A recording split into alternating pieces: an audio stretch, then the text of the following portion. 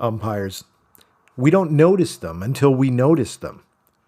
These arbiters of baseball, they safeguard the integrity of the game even in the most chaotic circumstances. So what's it like behind the mask?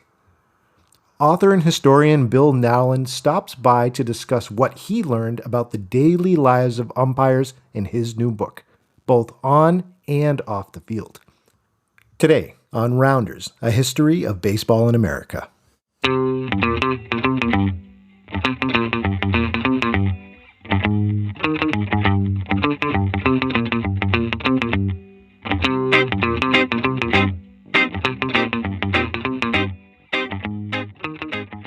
And hello, everybody, and welcome to another episode of Rounders, a history of baseball in America. I am always your host, Jeff Lambert.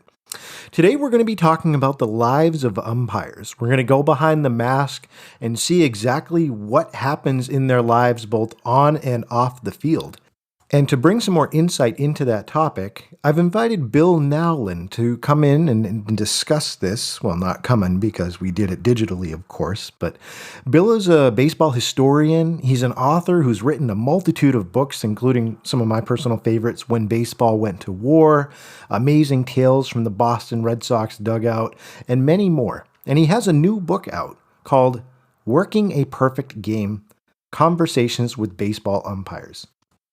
Now, in this book, Bill sat down with 87 umpires, interviewed them all, and put together the collection of feedback that he got into a really interesting narrative that discusses everything from the road to becoming a professional to the regular daily professional and personal challenges that umpires face. So he was kind enough to connect and for us to be able to sit down and discuss his new book. It was a great conversation, and I certainly hope you enjoy.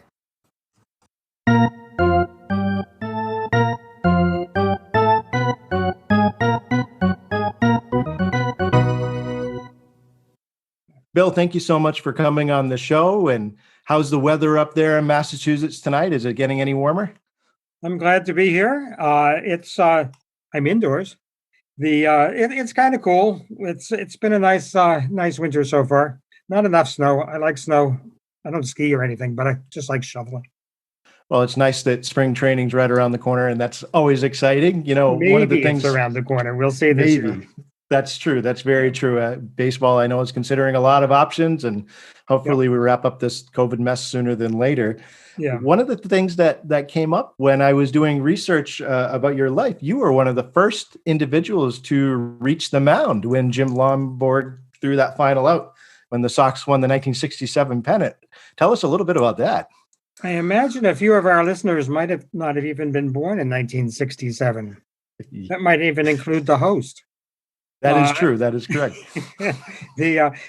I'm old enough that I was there. I went to the three of the last four games, I guess. And I went to that one with my 13-year-old sister. And there was no thought of security for some reason. I mean, if the Red Sox won that game, they were clinched for at least a tie for the pennant. And there was four teams that had been battling for the pennant right up to the last week. It was a really, really tight match. The Red Sox hadn't won a pennant since 1946, when I was 1 year old and don't remember. But it was just, we crept down closer and closer. I had standing room someplace up in the back, and I was on the third base side, just kept creeping closer and closer to the field. And by the time I got down to the next to final out, I was right in the front row, practically in the aisle, but scrunched down. And then the minute the final out was, I hopped over the edge, and there were no ushers, no security or anything. They learned. Then I got out to the mound, said congratulations. He was like a little scared because there were a lot of people rushing in all at once. It was a pandemonium on the field, as I think Ned Martin said. And I realized I got my sister there. I better get out of there and get her to safety too. Oh, what a moment to be involved. And, overall, I like to start and ask this question with authors, that come on the show. You have a very deep relationship with baseball. I've seen from, you've written a lot of books about the Boston Red Sox, which certainly makes me an excited individual as a Red Sox fan myself. I'd like to start off by asking you a little bit about your relationship with baseball and where it started. Where did your love of the game begin? Well, I am old enough that it was almost the only sport for a while. It seemed like I didn't play hockey. I didn't know how to skate very well, and kids. Just what kids played in the neighborhood growing up, and we had a backyard that the neighbors had a backyard that the guy let us smooth out the field, and we made our own field, and we just played after school every day. That's why I don't know how to play a musical instrument because I was out playing baseball just for fun. I got a double in Little League once. That was my big accomplishment on the field. But then I didn't even continue past age 9 or whatever because I knew I wasn't really very good at it. My father sold hot dogs at Fenway Park for a couple of years before I was born, Mhm. trying to raise money to go to the New York World's Fair in 1939. It worked. He went with a couple of his friends, but when he told me he'd been a hot dog vendor at Fenway Park, that was to me like, what more could you achieve in life? That was like, Yeah. I thought that was the greatest job in the world. Uh, Being president of the United States isn't maybe what it used to be, but it seemed like better than being president of the United States, anyhow. And I know I just grew up around the game, and television was coming in when I was growing up, so I'd get to watch games on TV, hear them on the radio, and I lived. It took me about an hour to get to the park. I could get in for $1 in those days when, including public transportation. I mean, the price was Mhm. 50 cents, and for a nickel going each way on the public transportation, I could go in. And so it was a very inexpensive undertaking. I used to go to a lot of games. After I could leave after school and get to the game by the third or fourth inning, Wow. and on a day game. But I just ended up going to a lot of games, and Ted Williams was playing. He was my childhood hero, and in almost every way, baseball, and he was a Marine Corps pilot when I thought that was a cool thing. He was Mhm. a big supporter of the Jimmy Fund, raising money to fight cancer in children. He just had a lot of things going for him. I've written 5 or 6, 7 books about Ted Williams. Now, you obviously have a love for research and writing. Did you find yourself writing about baseball at a young age too, or did that come later? Actually, that's kind of interesting. When I was 12 or 13 years old, we started the neighborhood newspaper. I Hmm. lived on a street called Maple Street in the town of Lexington. And a friend of mine and myself started a 2-page newspaper called the Maple Street Mumbles. It was just like stories of what went on in the neighborhood, which was not much. But I decided at some point to create a sports page, which was the second page, the flip side, called it the fastball. And all I did was look at the newspaper, and it said the Red Sox beat the Senators 7-5. So I'd write in the Red Sox beat the Senators. I was 12 years old. Hmm. And so that was my first sports writing. But then it was another 50 years or so before I came back to it again.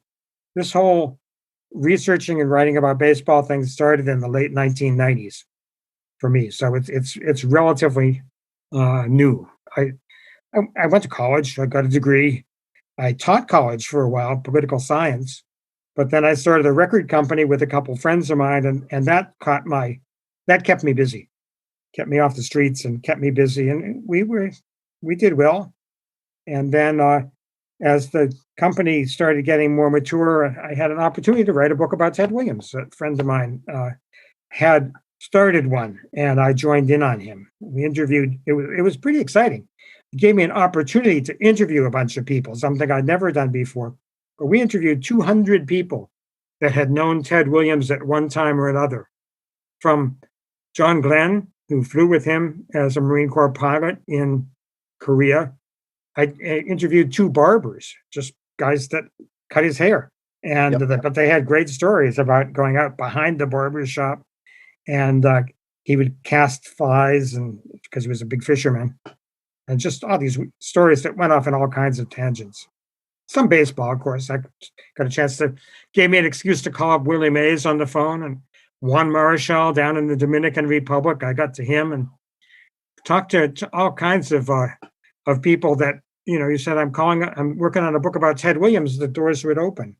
And now we have this book where you had a chance to speak to, I think it was 75 or 85 umpires in Yeah, creating I this don't know book. how. I actually don't know how many. I know 72 major league umpires, and then a bunch of guys from AAA that were Yep. trying to work their way up. But there's only 76 major league umpires at any time. So I really interviewed almost all of them I did it over a period of 4 or 5 years, so there were umpires coming and going in the profession, but it was it came out of nowhere. The idea, I don't even know how I got started on it. I had read a couple books that other people had written about umpires, and that kind of interested me. But I think, like most fans, I went to games and I didn't pay attention to the umpires. They just sort of showed up, Mhm. and it was kind of exciting if they get in a big argument with somebody. And but I didn't really think about them that much. They Because I used to joke about how they came out of a hole in the ground and then they stood around for 3 hours making calls during the game, getting an occasional argument, and then they went back in the hole in the ground. And I never thought about their lives outside the game or anything of that sort. And the way that you wrote this book is particular, Bill. I really enjoyed the format of it because it's not so much you creating a Mm. narrative yourself. This is in an interview format where you're sitting down and really talking about the back and forth that you had in these conversations. Yeah, I don't know exact as I said, I don't really know how I got started on it, but it one of the things I did early on is I've been involved with SABR, Society for American Baseball Research, SABR. It's a nonprofit with a little over 6,000 members. And we put on a convention in Boston in 2002. And I offered to run a panel on umpires. This is a long time ago. But I got to know one or two umpires at that time, just a little bit. I mean, when the panel was over, I didn't follow up with them or anything, but I just made a couple contacts there. And then just later on, I got inspired to learn a little bit more about them.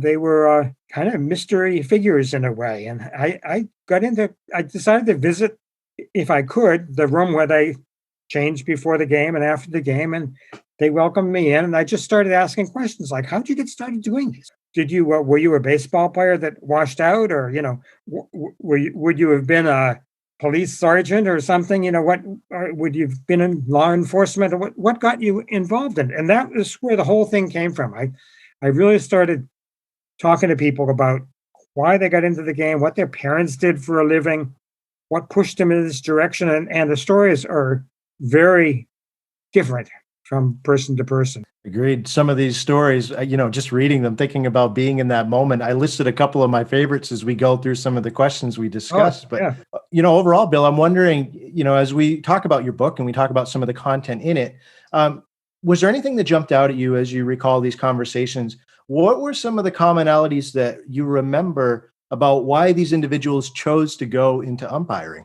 It really was varied. I mean, one of the things I always asked them is what their parents did for a living. And I mean, Phil Cuzzy, his father was a sheet metal worker.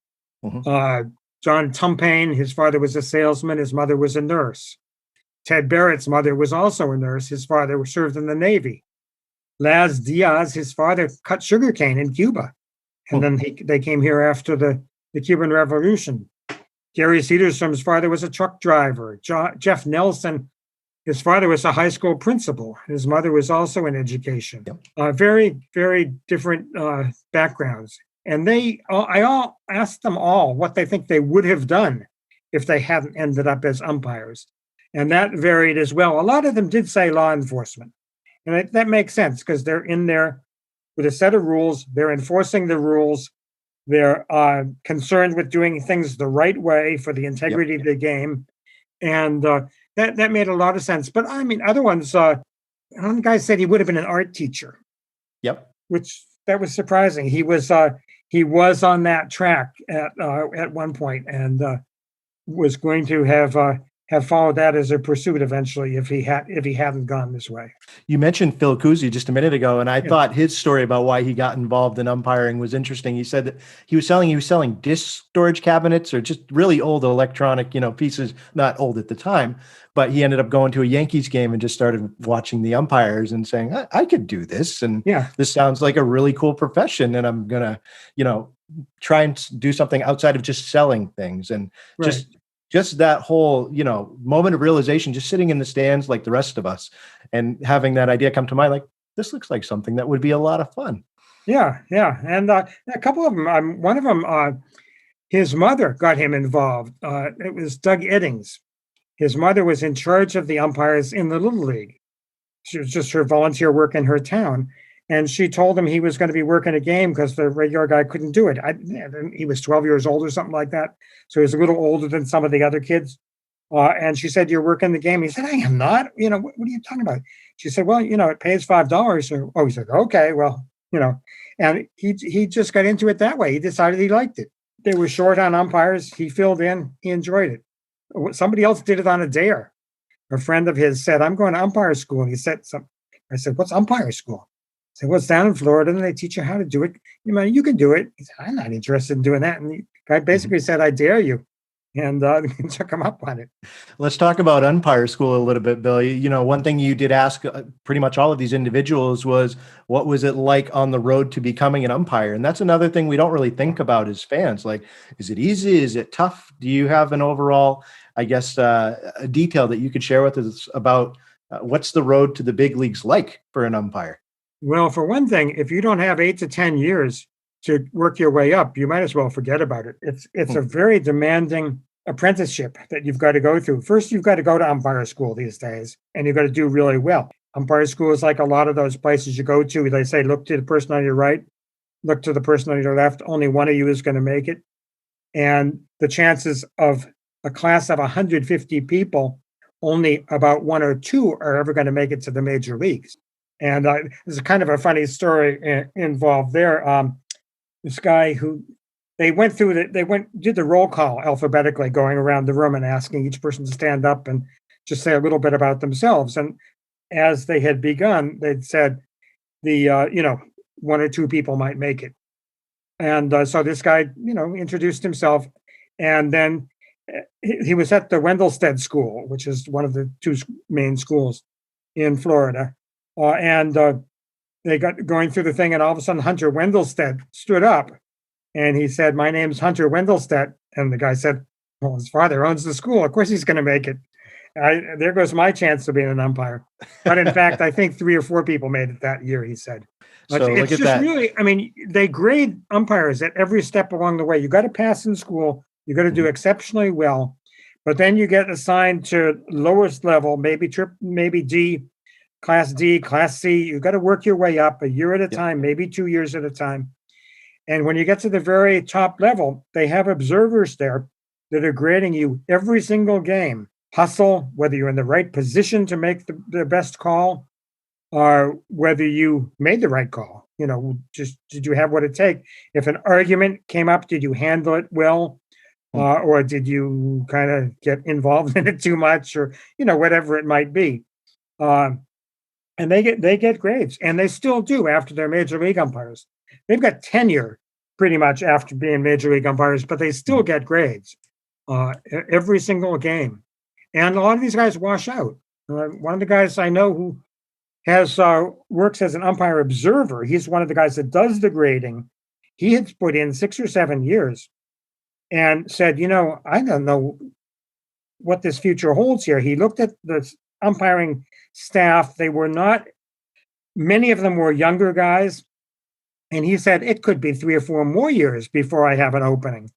And he decided that he just had to drop out. He couldn't keep going anymore, because they only make $15,000 to $20,000 a year.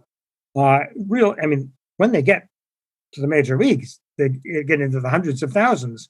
Right. But working your way up is really economically precarious. Right. You got to have off-season jobs and work hard at those, or just somehow you got to make it. And he wanted to raise a family. He just couldn't hack it any longer, so he dropped out and became a very successful realtor. Yeah, I was surprised. I always figured, just with the many rules that you have to not only be knowledgeable about, but also how you conduct yourself on the field, there has to be a very strict education and oversight process. And this book really illustrated that for me. But, you mentioned too, it's not an easy job once you get into that position. If you can hang on long enough to get to the MLB, there's a lot of things that we don't think about, again, as fans, about the on the field and the off the field stresses and daily things that, really seem inconsequential to us, but matter a lot to a person just going about their job. I was wondering, why don't we start off with, I guess, the off the field life that umpires have to go through? You mentioned spending a lot of time in the minor leagues and not making a Yeah. lot of money. What are some other common things that Well, umpires deal with? let's say you have made it and you get that call, the call that you've been waiting for years, and they say they usually play a joke on them when they call them, but then they congratulate them for having made it to the becoming a major league umpire. They're still on probation then for a year or two, but they don't get the call until they've put in 100. Maybe one guy put in over 1,300 games Wow. as a essentially major league apprentice umpire, Yep. years and years before he got hired to the major league staff. But it's not an easy life. Ball player might come to say you are a ball player for the Marlins, Mhm. for instance. You might go to Miami and then you have a 7 game stretch, maybe 10 games homestand, and then you go out on the road. Umpires never stay more than 3 or 4 nights at a given location. Yep. I don't know why. I mean, I know why it doesn't look good if they hang around too long in one place, maybe. That's Yep. the idea. They could befriend people too much. But they shift them off. They'll play one set of games, 3 or 4 games, then they're off to the next city, and they've got to get there. Typically, they make 3 or 4 different airplane reservations, like a Sunday game. They'll just, because they don't know when the game's going to end. It might go to extra innings. There might be a Right. rain delay. You never know what's going to happen. So they'll book flights if they can, however they can, to get to the next city on time. Yep. There's only 4 of them on a crew. So if you're in a major league team, you've got 24 teammates. When the rosters expand, you've got a few more. You've got the clubhouse guys. You've got traveling secretary. You've got PR people on the team, media relations. So you've got a traveling party of maybe 40 or 50 people. Umpires, and you've got a charter flight. The umpires go on commercial aircraft. They so they've got to they don't have somebody picking them up at the park and chauffeuring them to the aircraft that's waiting for them. They've got to be like the rest of us and get to the flight and pass through security and all that type of stuff. Yep. Get to a hotel, check in, be ready for the next day's game. And there's just that tight circle of them. They don't have a whole bunch of friends.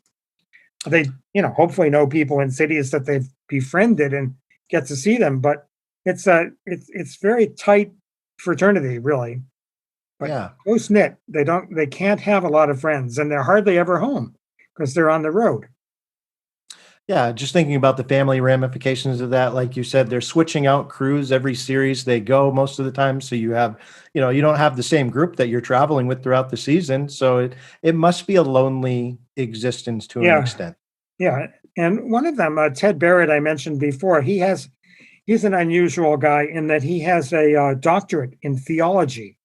He's actually Reverend Barrett, if you want to get right down to it. But his dissertation was on essentially the mental stresses that umpires face, and he did a lot of anonymous interviews with umpires, and a lot of people have substance abuse problems. Umpires are not immune from that. They have, I think, partly because of some of his research, they have very good medical care now, including psychological counseling provided by Major League Baseball. So I think it's a lot better than it used to be. When you and I grew up, you probably used to see a lot of umpires that didn't look like they were very fit physically. You don't see that much anymore because they have physical trainers that work with them, and they have very good counseling, medically, psychologically, and so forth. But it's a concern. Sure. And it's good to hear that has evolved along with the growth of the MLB. I remember, and I've done a couple episodes on players, who played in the 70s and 80s, even earlier, they'd be making $1 million a year, get this big contract, and then they're sleeping in their car 2 years later. And there was no pension, there was no retirement, there was no career guidance. There wasn't any of that up until recently. So players have benefited, and it's good to see that umpires also have a safety net, I guess you could say, to be able to help them grow beyond just the career that they're doing now. And what you say, you made me think of one other thing too, is players, if they succeed, of course, they get a round of applause, people asking them for autographs, flocking around them, worshiping them. That doesn't happen for umpires. There might be an occasional umpire nerd that'll ask for an autograph here and there, but for the most part, they are very anonymous. And you can, if you I go to a game and I'll catch some of them walking in. They come Mhm. in street clothes. Nobody knows who they are. They're just walking with the crowd. And nobody has the slightest idea that that's an umpire walking right next to them Yep. because Like you he's not mentioned, wearing some his of them. uniform. Right, right. And they've got the mask on. I mean, there were Yeah, some stories in your books about umpires. They take the subway to the game. Like you said, they'd just yeah. be with everybody else. There was a funny story from Chris Guccione. I hope I'm saying Mhm. his last name correctly. You are, He yeah. was he was talking about how he ended up staying in the same hotel as one of the teams that night. And like you said, that's Mm. not usually common. Yeah, But he said he was on the elevator with them, and some of the players were talking about the game, and he started asking him like, "Oh, how did the umpire do? You know, what did you think of yeah. this and that?" And like they had no clue who he was, and they had Right. a whole conversation right there. The players who were on the field with him. Yeah, another story, another elevator story. A guy got on with one of his fellow umpires. The two of them got on, and it was I think it was maybe Chicago. There were a bunch of Cubs fans, 5 or 6 Cubs fans in the elevator too. And I guess the Cubs maybe lost, but one of the umpires just said to the other umpire, he said, "Did you see that play at second base? Boy, the umpire really blew that call, boy." And he turned to the other people in the elevator and said, "If I saw that umpire, I'd just punch him out, wouldn't you?" And some of the guys in the elevator said, "Yeah, yeah," and he was just goofing on them. And they never did find out he was an umpire. Whew. A dangerous game to play, that's for Yeah, sure. But yeah, that I want to talk about that in a little bit. Some of the dangers that come, with being mm, an umpire. I want to go back a little bit to what you sure. said about the support program that's in place for umpires. One thing that jumped out at me, and I always figured it was this way, but hearing it from some of these umpires talking about the health hazards of being an umpire in baseball. There was one individual who said he had gotten Ed Hickok said he had 6 of 7 concussions, and 2 of them were serious. Yeah, That blew me away. one guy this year, I don't remember who it was, but the first week of the year, he was knocked out for the last year, 2020. He uh, he was just injured for the rest of the year. I mean, things you can imagine. Things happen. You can get struck on the knee by a batted ball. That it's usually behind the plate that is the most dangerous situation. Maybe a bat that guy swings around too much and hits you on the back of the head, or Yep. just a ball that glances off your mask can give you really hard. I mean, I wouldn't want to wear a mask and get hit by a foul ball right in the face. Yeah. They immediately have a concussion protocol that's very Mhm. serious these days, and they'll take somebody right out of the game and work a 3-man crew from that point on. But I mean, there's one umpire that I interviewed him. I chatted with him one game just 2 years ago, and then he just wasn't there the next day. And I'd saw he got hit by a foul ball down at third base, and it was serious enough. He just couldn't come back the next day. They brought somebody else in quick, so they still had 4 people on the field. But there are times they have to shift around, and it's not uncommon to have an injury that keeps you out for a day or two. Absolutely. And like you said, now you only have 76 umpires total, so someone else is going to have to come in and fill in that spot if they can't make it, and being on call and trying to, I guess, help each other out to make it happen from such a small group. Well, it's an opening for the AAA umpires, of course, and Oh, so okay. we saw that a lot this last year with COVID.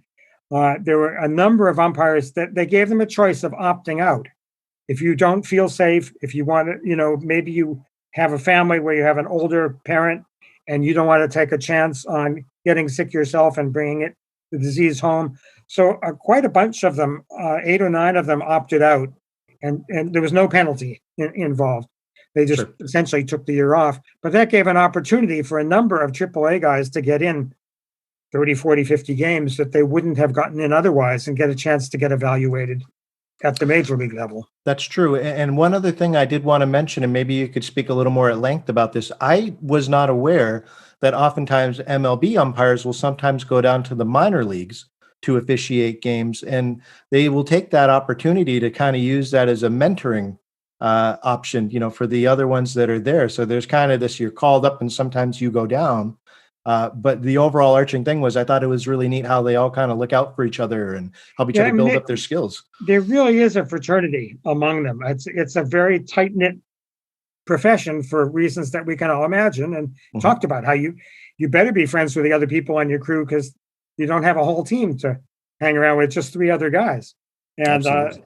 the And but they, one of them told me this year that I did some interviews with the guys about what it was like working during the year of COVID-19, and some of them said it was Chris Guccione. You mentioned he said it was actually great, and I said what? And he said that they got to fly on the team charters for one thing. They made an exception, and so all of a sudden they didn't have to do all this scrambling for things. They just went on the bus and see those socially distanced. I'd rather row on the bus, Yeah. but they got on the planes and flew to the next city and just went right. And they stayed at the team hotels, which made it easier too. But the young guys, somebody else said, working as a crew chief, said he really enjoyed seeing all these young guys come up and have an opportunity to see the game. And they would get together after games. They'd sit 10 feet apart in a suite or something, and they'd order meals from Grubhub because they couldn't. The hotel restaurants weren't open. I Right. mean, there are all kinds of challenges that they had, but some things were easier, like the transportation, and some other things, you just can't go to a restaurant.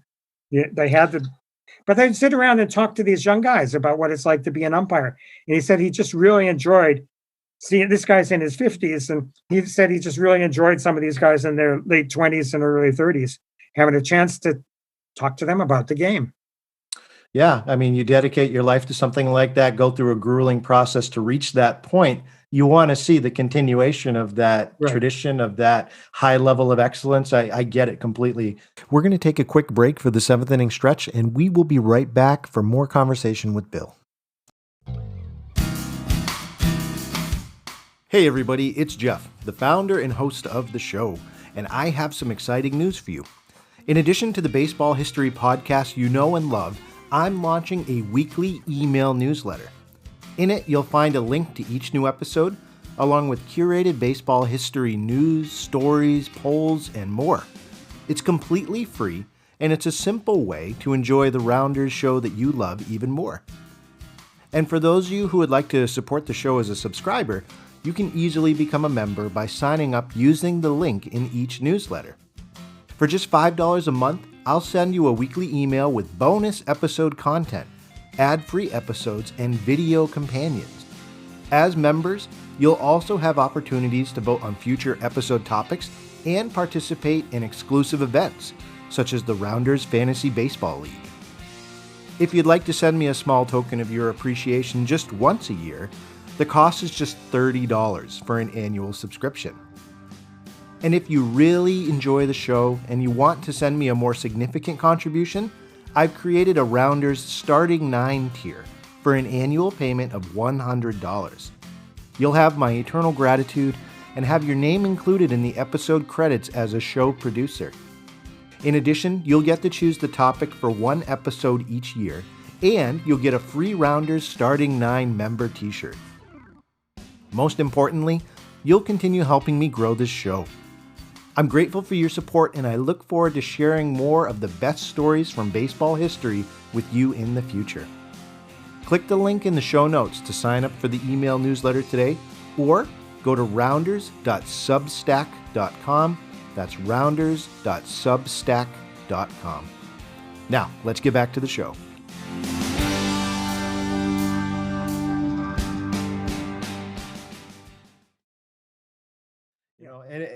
Overall, so we talked about, I guess, some of the stressors of the job, the things that you have to go through to become an umpire, and the daily things that can take away from your family life, your health, your just overall well-being. But one of the neat things about this job that must always keep a lot of them coming back is the moments, or the players that they get to interact with. Every kid wants to meet their childhood hero, or they want to meet the big star, or they want to be there for the 3000th hit or the World Series Grand Slam. These umpires get to do that. And your book has a lot of different stories about, just neat interactions that these umpires had. I was wondering if there's any that jumped out at you that you wanted to share. Well, needless to say, most of them aren't fans of a particular team Yeah. because that would be bad news. Some of them grew up as fans of a particular team, but that gets bred out of you pretty quickly as you end up working around, 30 teams, and you've got to be fair to everybody. Yep. I will say that the one thing that impressed me right from the beginning was how much they cared about doing things the right way. Mhm. And many of them, and in fact, it would be true with every one of them if I kept asking the same question over and over again. Universally, I would ask people and I'd say they would lose sleep if they made a wrong call. And I'm not talking Hmm. about a call that was just demonstrably wrong and it was overturned on recall. I mean, that's bad. You don't like to get overturned, Yeah. but it's part of the game. It happens. Right. Uh, but sometimes they made the right call, but they realized it shouldn't have even come up for recall. If they'd been 4 feet further up the line, they would have been in a better position to see the play, and they beat themselves up because they was just that bit out of position. They made the right call, no problem, but they beat themselves up over it. They just really want to do things right. And I think most of them sincerely care about the game too. There's one or two of them told me it's a job. But I couldn't tell if they were doing that just to come across as so full of themselves. Yeah. I think even those people truly believe that it's a calling, and care about integrity of the game. It really impressed me. One of I the lost where stories. we were going. I got off on a tangent there. You were starting to ask me something. No, that's okay. I was wondering about some of the player stories that some of these Yeah. umpires might have had, these memorable moments. And to your point about just wanting to make sure they get it right, one of the stories that jumped out at me was Greg Gibson. He was talking about, it was in 1999. It was the Marlins versus the Cardinals, and he said that Cliff Floyd was up to bat, and he hit a ball and it bounced off the wall, right off the top of the wall. So he's rounding second base, and he mentions to the umpire, "Hey, that was a home run." Mm. And the umpire responded, "No, that ball hit the wall."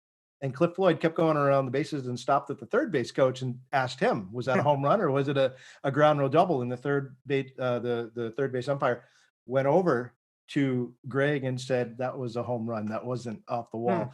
And Greg, he could have been stubborn and stuck to it, but we didn't have his replay at this Right. time. But he changed the call, Yeah. and just on the advice of his crew. And that's just an example of doing the right thing, maybe eating crow a little bit, where you have, this young ball player not even taking your word for it and going to somebody else to get the right call. But it just illustrates your point. It's not about being right. It's not about, I guess, having the power on the field. It's about, making the right call at the end of the day, the sanctity of the game. I think they trust each other, and the third base umpire may have had a better angle on it, and it worked out. Yeah. I mean, there are moments for umpires. It's exciting to work a World Series, unsurprisingly. I mean, Yeah. that's the biggest honor of all, is to be selected to work the World Series. But there are umpires during a regular course of a season. They might happen to be working the plate for a no-hitter. I mean, Yeah. every umpire can tell you which no-hitters they've worked and what position they were working on the field during the no-hitter. And when I find out somebody's maybe worked a Randy Johnson no-hitter or something like that, many of them will tell me that they didn't realize it till the seventh inning, or Oh, wow. because they don't look They're at the just- scoreboard. Right. They're They're in focused it. pitch by pitch. They have to know how many outs there are, so they know if it's a force play or that type of stuff. But they're not really tracking the game the way a fan would track the game. And so they just pick up a buzz in the crowd, and then what's going on. Then they glance up at the scoreboard and see a 0 in the hits column, and then all of a sudden they realize, oh, there's a no-hitter going on here. And to keep your composure too, after you find that out, where you have, like you said, keep your impartiality, make sure that you're not getting caught up in the moment, because you have to be objective. You have to be in the moment. I mean, one of the reasons that umpires appreciate instant replay, now that we have it, is the experience that Jim Joyce had. He was working what could have been and should have been a perfect game. Yep. That was pitched, and he made the third out. He called the runner safe on what would have been the final out, third out of the ninth inning in a perfect game. Yep. He called the runner safe. He admitted instantly afterwards, when he got back into the umpire's room after the game, and they sent a pool reporter down from the press. He said, "I just, 5 minutes later, he said, I looked at it on TV. I was wrong. The kid pitched a perfect game, and I deprived him of it." And how the rest of his life, he will always feel bad that he in effect, by mistake, took a perfect game away from somebody. Now he got together with a player and they wrote a book together called Nobody's Perfect. How about that? And it was just great because the player forgave him. Jim had a problem. His father had been seriously ill that day, and Mine might have been a little off, maybe not. He made the call that he thought was the right call. Yep. Nobody else disputed it, but instant replay protects us against situations like that now. Absolutely.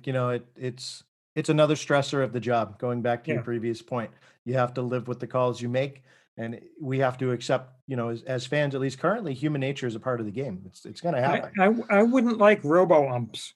I don't I wouldn't like that because it is part of the game, and Yeah. I don't know, you could have an automated strike zone. I mean, if we could put a man on the moon 40 years ago, we could certainly tell whether a ball fits a three-dimensional strike zone. I like it the way it is. Yeah, there's something about the sanctity of the game. And later on in our bonus portion of this episode, I want to ask you about some of these future of umpiring questions. So for those of you listening, we'll get to that in a second. Uh, Bill, overall, as we talk about the lives of umpires, the road they have to take to get to the majors, what they sacrifice, the rewards of being an umpire. If you could take all of the interviews that you conducted and in putting this book together, what do you think regular people just may not appreciate about umpires and the work that they do? How hard it is to get to become an umpire, how Yep. much they care about the game, and what sacrifices they have to make, not just the years to get there, but in terms of lifestyle and you know the way they're essentially have a fairly lonely existence apart from family much of the time. They do these days have better benefits in terms of vacation time, so they do get to go home to family. But they may be in Seattle and their family may be in Kansas City or something, and so getting home can take you a day or so. An adventure in itself, for sure. Well, Bill, the name of the book is Working a Perfect Game, Conversations with Baseball Umpires. For our listeners, if they have additional questions, want to reach out to you to maybe talk a little bit more baseball, how can our listeners connect with you outside of this episode? First of all, I don't know if you do this, but here's what the book looks like. Please do. Yes. I don't know if you have a graphic that goes up or something, but it's called Working a Perfect Game. And what's a perfect game? It's not the pitcher that pitches a perfect game. An umpire's definition of a perfect game is a game in which they don't screw up. They get through the whole game. They feel they made every call correctly. There were no controversies. That's a perfect game.